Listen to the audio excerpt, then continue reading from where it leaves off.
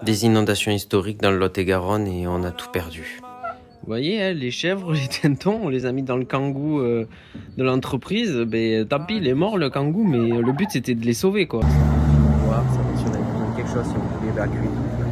Il est hors de question qu'on évacue sans nos animaux. Le problème c'est qu'il y a plein d'animaux qu'on ne peut pas évacuer par bateau. Il est hors de question qu'on abandonne les animaux et qu'on les laisse tout seuls là. Voilà comment il s'effondre le mur. Les dégâts. Tout recommencer là. Oh là, ça me déprime de voir tout ça. On avait mis des étés pour tenir, mais l'eau est plus fort que tout, hein.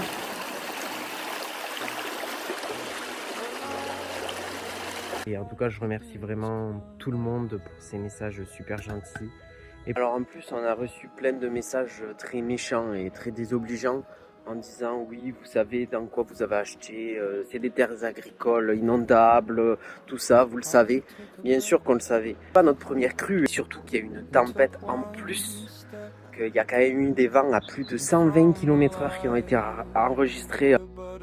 Il y a plein de gens qui nous ont dit de faire une cagnotte et qu'on n'en aurait pas besoin, mais j'ai pas envie de quémander, donc on fera pas de cagnotte. Je suis pas là pour ça. Si vous avez vraiment envie de donner, il y a plein de gens qui en ont plus besoin que nous.